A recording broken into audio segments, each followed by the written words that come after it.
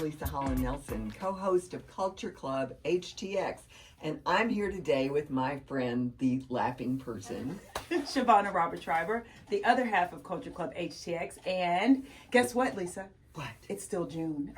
Oh my God, that means it's her birthday month, so we're still stuck in the mode. I noticed that she's wearing one of her birthday gifts, this beautiful scarf. Did you realize it has a ship on it? Oh, of and course. He's in the shipping business? I did. I'm just like, please, excuse me. This could be TMI, but, you know, that's as far as I'm going. Yes, okay. Thank you. Thank you. We shall continue to celebrate June. We have another 2 whole weeks of more. I know, you're welcome. Well, thank you for lighting up the sky the whole month. You know, I just try. And yeah, it's been a great It has been. Lots of business things that are happening today. A lot. And we have a special guest today that I'm so excited about. Everybody knows Russ Capper, my favorite serial entrepreneur, and when I got in the tech business, he was the rock star of the technology. This is how she's been describing Russ. Seriously, everyone. She literally, I didn't even know his name. I didn't know his name because I kept saying she was in the rock star. I'm like, who is this human and what is his actual name so we can actually talk about it. So the first time I met him, and we're not going to go, you're going to have to wait to talk. Okay. The first time I met him, it was at the black tie event at River Oaks Country Club, which was a celebration of entrepreneurs. The first one Houston Technology Center ever did. I remember and all HTC. I'd heard, his wife was a friend of mine, and I kept hearing what an incredible guy this Russ Capper was. And he comes in with his wife, and he's so handsome, and he has product in his hair, and he is just incredible. He looks like a rock star. That was the only time he ever wore product in his hair. Not that he doesn't look like a rock star today, but I told him he has to have some left. I gave him a jar every year for at least 15 years. Of hair gel? I think she confused me with somebody else. Hardly. I don't think so. The rock star will not be confused. Okay, so we're going to get right back to him, but first we just have a couple of things we have to talk about that are going on in Houston. Sure. So, 2 local professors, Jacinta Conrad from the University of Houston and James Shee from Rice University, have received grants from the Houston-based Welch Foundation to support their chemical research projects. I mean, they got $40 million for cancer-fighting research in Houston. I know. I couldn't believe it. And I'm like, okay, I know we have got to talk. We need to have them on the show. The Welch Foundation. Me either. We need to have both the researchers as well as someone from the foundation on the show because, yeah, I've never heard of them, but that's amazing. And the program is going to provide three-year fellowships to recent PhD graduates at Rice, Texas A&M, and your most favorite, Let's go Horns, University of Texas at Austin. Is that why you wanted to talk about it ultimately? Any chance I get. Hook 'em, right? We know I believe Is that what y'all orange. say? Hook 'em? Hook 'em. What does that even mean? Hook 'em on the horns? Yeah, hook 'em. Okay. Anyway, so, but the focus of the grant is all around transitioning polymers and yada, yada, yada, but all leading up to cancer research. Which everybody knows is my passion. And I'm here as the kahuna of the American Cancer Society. Did you name yourself the kahuna? I decided who needs to be board chair? I might as well be kahuna, don't you think? Did you give yourself the name kahuna? I haven't shared it yet. Well, just this is my first time. Surprise! That's hilarious. This is only something you would do. Well, we'll get feedback on that because we have a lot of my board members who listen to us. And they might not be that Madam thrilled. Kahuna.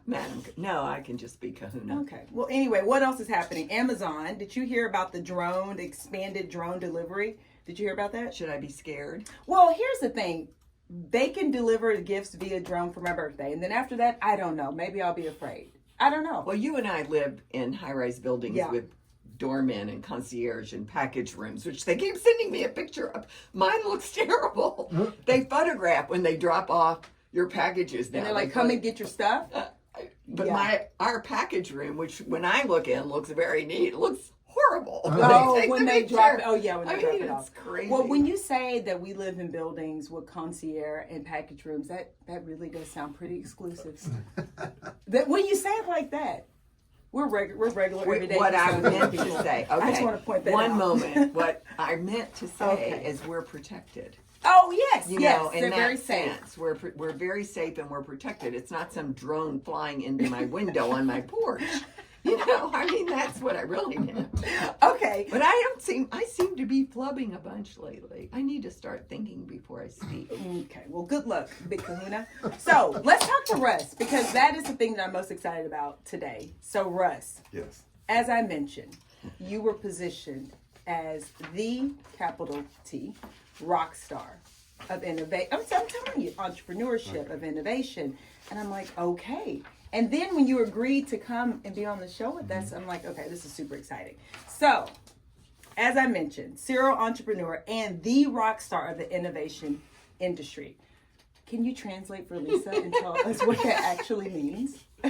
Well, it's an exaggeration, number Oh. one. Particularly in this city. This city's just unbelievable. Now, more than ever, we were talking a while ago about how successful the HTX Venture Fund has been.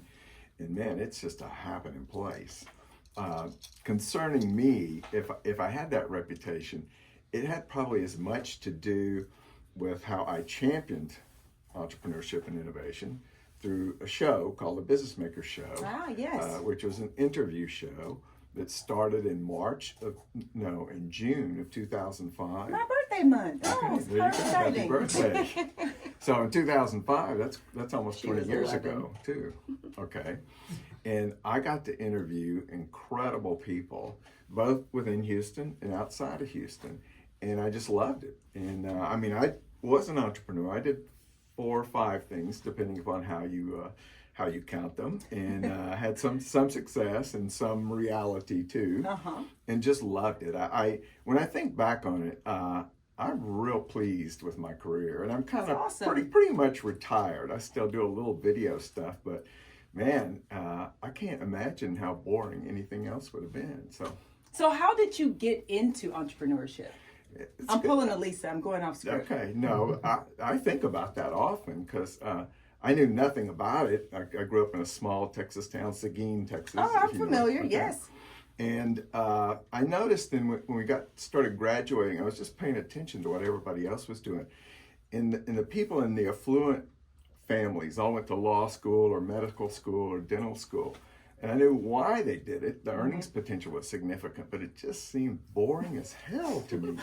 And I couldn't get excited about anything like that. So I just kind of cruised and had a great time in college. And towards the end, I started thinking, I'm gonna think of what I want to do, and it's probably gonna be my own idea, and I'm just gonna work real hard, and I'm just gonna be successful. And I knew it was gonna be hard. I knew what people kind of overestimate and underestimate from the beginning, and I went through it and did it pretty well. That's fantastic. So what did you do first? Well, the first thing I did was in college. It was in San Marcos. I started at UT. This is what made it a little awkward. I was a real serious basketball player in high school. You know, I was a college basketball. I heard that. Okay. I just wanted to point that out. All American, but you- not Hall of Famer. Okay. But you're probably taller than I am even. And I got into UT and I knew I can't play here. and I was a little bit not liking a lot of things there and ended up transferring to San Marcos, Texas State. And I knew the basketball coach there because my high school team, we went to the playoffs and went through San Marcos. And I got there and was on the team, ineligible because I transferred. Right. But also was probably ineligible because I wasn't as good as the other people were and fast and everything. But I said, I feel good about doing this because now I know. And I started having a blast there. So back to the question, while I was there, Hays County was dry. All the partying was out at the county line. We'd go out, and all of a sudden, I didn't do this often, but I read a local paper, and there was a movement going to change it. And I went, wow, they're going to make it okay to drink here. So my first business was the Nickel Keg Saloon in downtown San Marcos. Is it still there? No. Oh, I was going to say, we have to go. Live remote. Yeah, no, but it was a rock and roll bar. Stevie Ray Vaughan played there. It was it was wild and fun. And but then after a while, I started thinking, I really don't want to be in that business my whole life, because the customers are always drunk, and you just have to deal with them. And a little thing happened in the business arrangement that let me out of it. And I came to this city and just knew this city was happening. And so I came here and got a job. I didn't start a company here. I somehow or another tricked IBM into hiring me. And I mean, it was real hard to get in there, and I did. And I loved it. I loved what it exposed me to.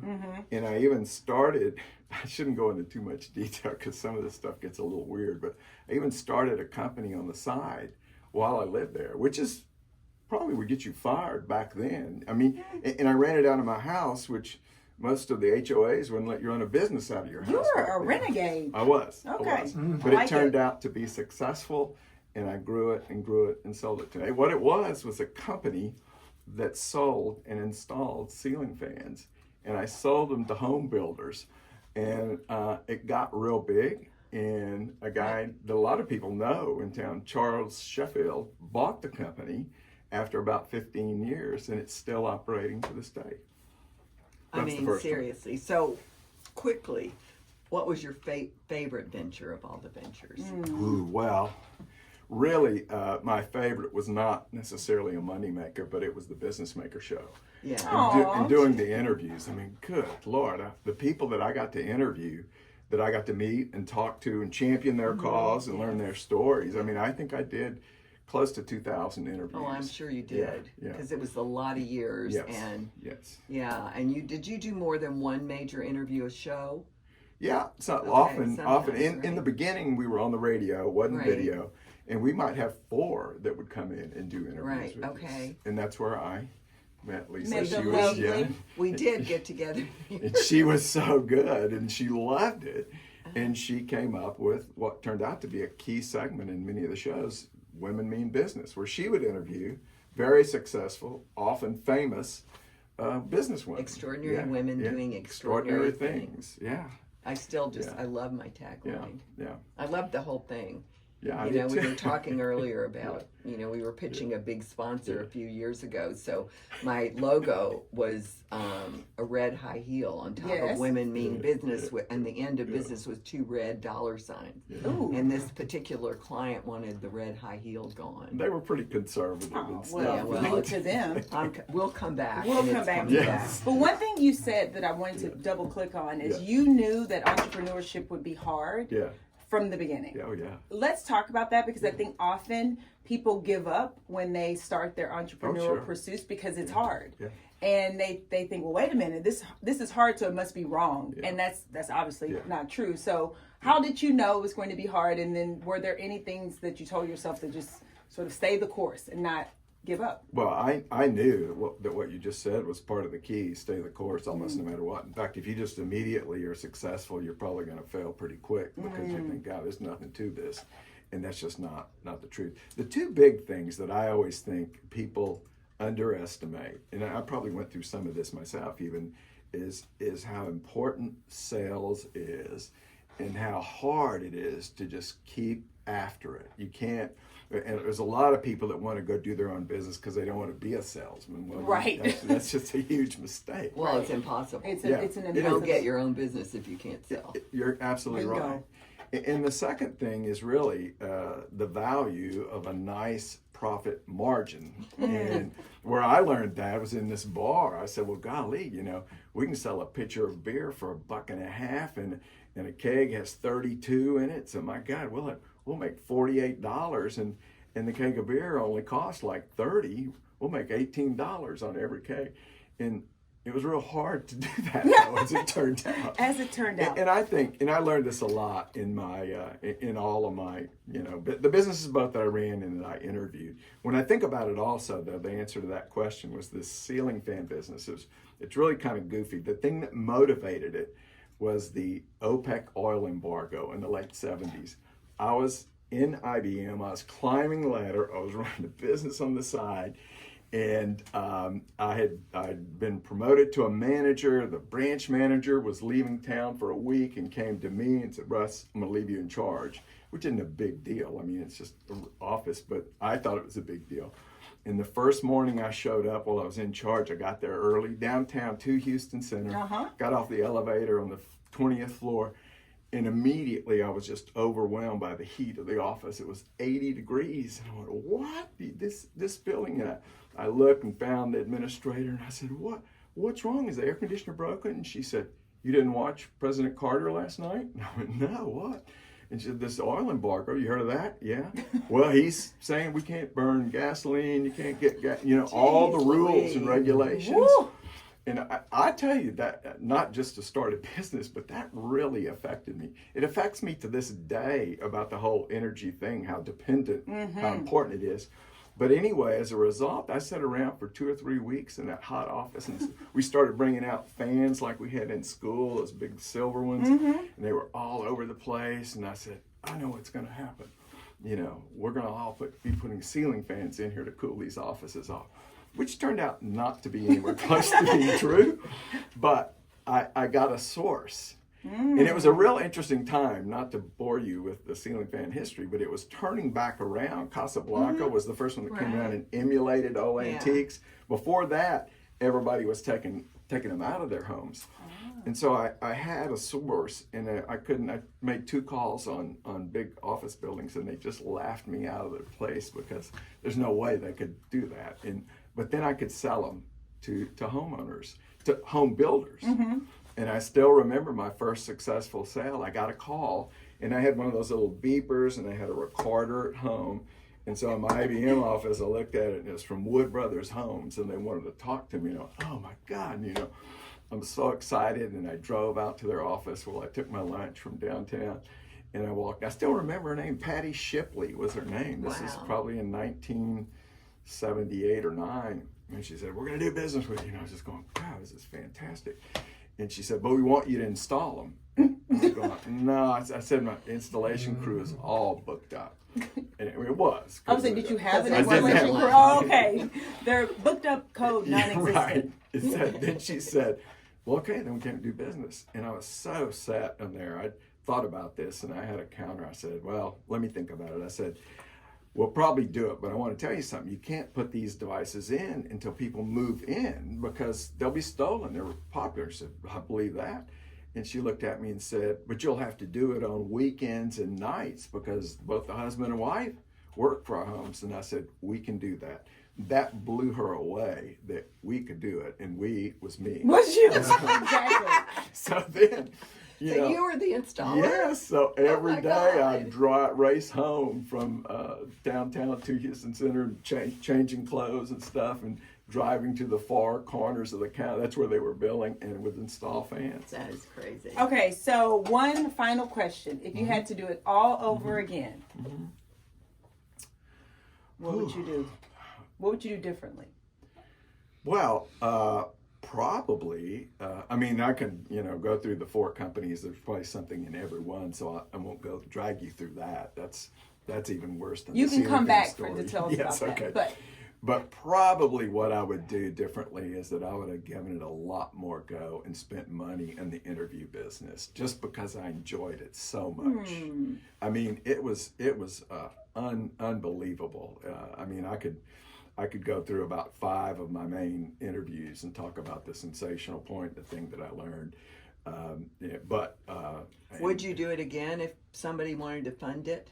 Oh yeah, under the right conditions. Yeah. Remember, he's retired, kind of. Yeah, kind of. Well, and I am pretty much so. Well, there's more but to he's come. Sitting here with bookends who could really support I him. know. So if anybody's interested, you need to reach out. Sell, baby. Well, I'm selling it because the cool thing was it was an online interview show as much as a radio show, but it was also in person. So the events that were created were not small.